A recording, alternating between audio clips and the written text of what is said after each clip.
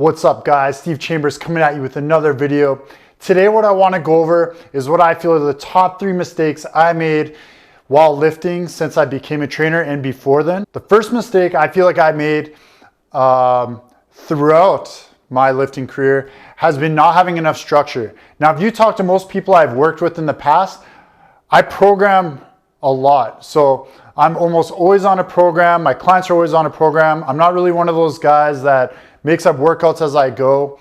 And that's one of the reasons why I've been so successful. Now, that hasn't always been the case. Some of the worst gains I've ever made, and I've even had regressions, are times where I just sort of go with the flow, walk into the gym, hit a 5 rep max, then you move on to something else, then hit a couple accessories and be done. And the reason why is when you're not tracking things, what's gonna happen is you're gonna plateau faster than ever. As soon as you start going off your head of what you're gonna do, you no longer have your goals front of mind and you're no longer working out for a reason. Another issue, and you'll find a lot of guys in the powerlifting community that have this problem, is when you don't have structure, you don't control intensities. So this can go one of 2 ways.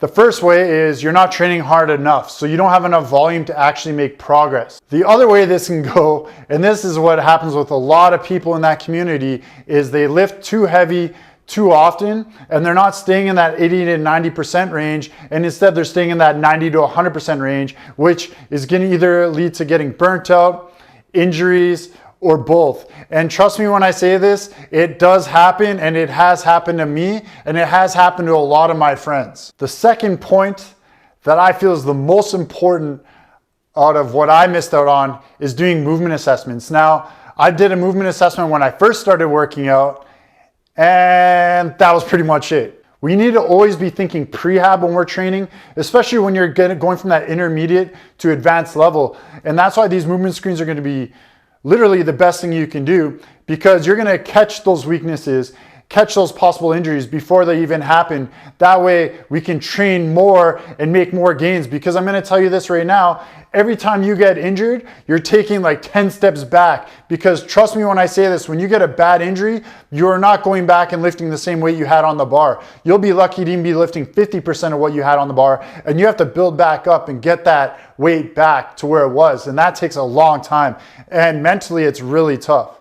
That sort of ties into my third point, which is recovery. The one thing that was missing out of all of that is I never hired anyone to help me with my recovery.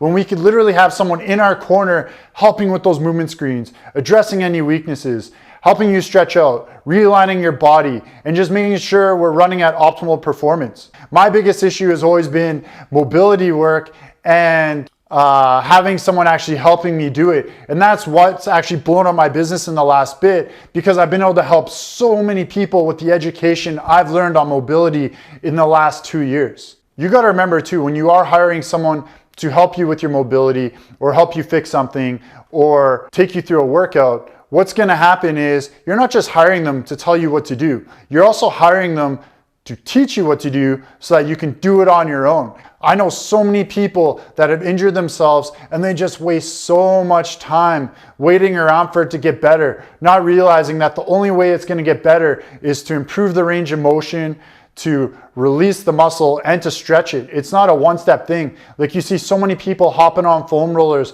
trying to roll out their injuries, not realizing like that's not really going to do nothing unless you combine all 3 things together, which is getting better range of motion, releasing the muscle, and lengthening the muscle. All right, guys, I hope these 3 tips helped you out. Just make sure if you do have any questions, drop in the comments. Make sure if you can, like that video, and if you haven't already, subscribe. Until next time, I'm out.